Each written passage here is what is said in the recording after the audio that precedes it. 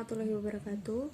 Perkenalkan, nama saya Premier Gorwandira, NIM 192111066 dari kelas HES 4B. Di sini saya akan menyampaikan genera review materi hukum perikatan Islam yang telah disampaikan pada semester ini. Pada bab pertama, saya akan mereview tentang orientasi umum dan materi pengertian hukum perikatan Islam. Alasan diajarkan dan sumber-sumber hukum perikatan Islam. Pengertian hukum perikatan Islam dari Profesor Subekti SH, yaitu peristiwa di mana seseorang berjanji kepada orang lain atau di mana dua orang itu saling berjanji untuk melaksanakan suatu hal. Alasan diajarkan untuk memenuhi kebutuhan umat Islam untuk menjalankan muamalah dalam perikatan. Kemudian sumbernya adalah Al-Quran, Sunnah, dan Ijtihad. Kemudian pada bab 2 yang membahas tentang dasar berlakunya hukum perikatan Islam di Indonesia, yaitu dasar filosofis, yuridis, dan sosiologis. Ada dua hal yang mendasari berlakunya hukum perikatan Islam. Yang pertama yaitu akidah, dan yang kedua syariah.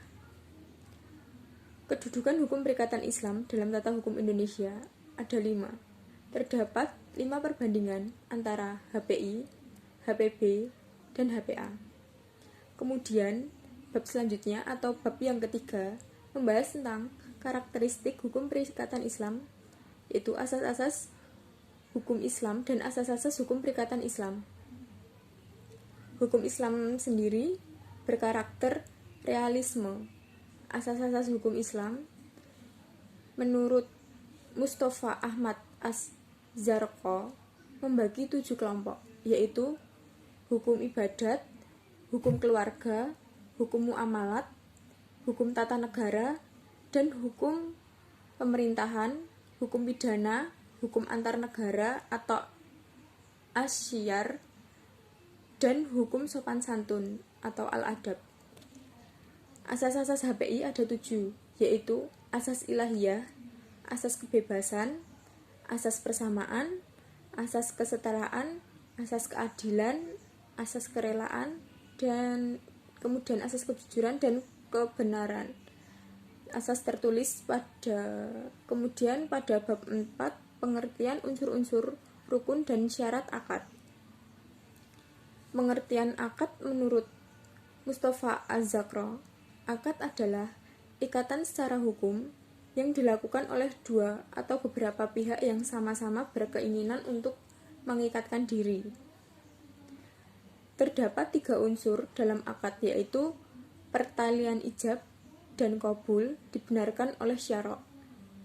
Kemudian mempunyai akibat hukum terhadap objeknya. Rukun akad ada 4 pihak yang melakukan akad, yaitu objek akad, tujuan pokok akad, kesepakatan ijab, dan qabul. Syarat sah akad ada 7. Kemudian pada bab 5 yaitu membentuk bentuk perikatan dalam kegiatan usaha atau akad pertukaran dan akad kerjasama. Bentuk akad dalam 3 jenis. Ada 3 jenis berdasar kegiatan usaha: pertukaran barang sejenis, pertukaran barang tidak sejenis. Akad pertukaran itu bisa uang dengan uang atau barang dengan barang. Kemudian akad kerjasama itu antara orang-orang yang berserikat dalam modal dan keuntungan. Kemudian bab 6 membentuk perikatan pemberian kepercayaan. Akad pemberian kepercayaan adalah perjanjian atau kesepakatan antara dua pihak yang dimana pihak pertama memberikan hak kepada pihak yang lain atas dasar kepercayaan. Bentuknya yaitu wadihah, arahan, wakalah, kafalah, al-ariyah, dan hiwalah. Kemudian pada bab selanjutnya atau bab yang ke-7 penggolongan akad, Di sini saya memahami bahwasannya akad itu dapat dilihat dalam 12 segi. Pada bab 8, kedudukan hukum perikatan Islam dalam lembaga ekonomi syariah di Indonesia atau perbankan dan perasuransian syariah. Lembaga yang telah menggunakan prinsip syariah Islam di Indonesia antara lain bank syariah, kemudian asuransi syariah, dan pasar modal syariah. Kemudian bab 9, kedudukan hukum perikatan Islam dalam lembaga ekonomi syariah atau pasar modal, reksadana, dan Basyarnas.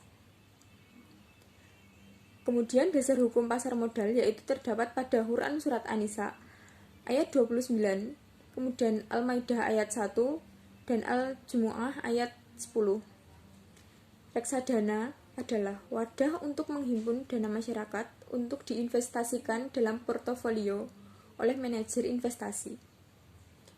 Reksadana syariah berarti reksadana yang berpotensi menurut ketentuan dan prinsip bisnis syariah. Lembaga penyelesaian sengketa keuangan syariah atau Basyarnas adalah lembaga hukum satu-satunya di Indonesia yang berwenang memeriksa dan memutus sengketa muamalah yang timbul dalam perdagangan, keuangan, industri jasa, dan lain-lain. Kemudian bab 10 yaitu membahas tentang tinjauan hukum Islam terhadap transaksi bisnis modern. MLM, waralaba, dan e-commerce. MLM adalah multi-level marketing yang merupakan sistem penjualan yang menggunakan jaring bisnis atau networking organisasi distributor.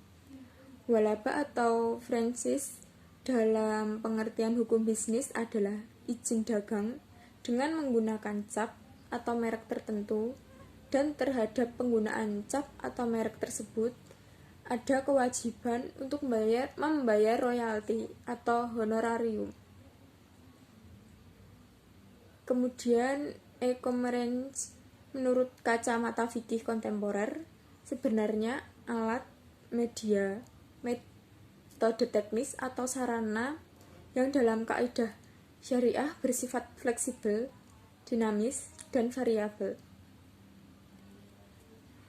Dan pada bab 11 atau bab terakhir, tinjauan hukum perikatan Islam terhadap transaksi bisnis modern yang kedua, yaitu EVT, credit card, masalah persaingan usaha, dan lain-lain. Electronic Fund Transfer atau EVT memindahkan bukuan sejumlah dana dari suatu rekening ke rekening lainnya melalui media elektronik. Kemudian credit card atau kartu kredit, suatu jenis alat pembayaran sebagai ganti uang tunai yang sewaktu-waktu dapat ditukarkan apa saja yang kita inginkan, di mana saja ada cabang yang dapat menerima kartu kredit dari bank atau perusahaan yang mengeluarkannya. Pada masalah persaingan, usaha ada 3 penyebab, yaitu monopoli, price fixing, dan kartel.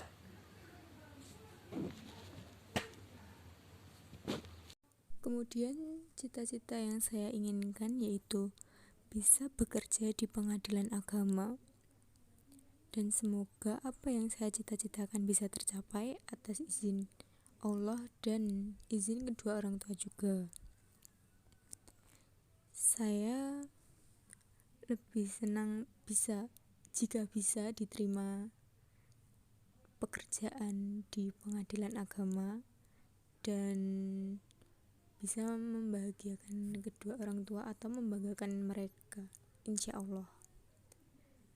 Dan semoga apa yang saya cita-citakan ini bisa tercapai dan terwujud. Begitu kira-kira. Sekian dari saya. Wassalamualaikum warahmatullahi wabarakatuh.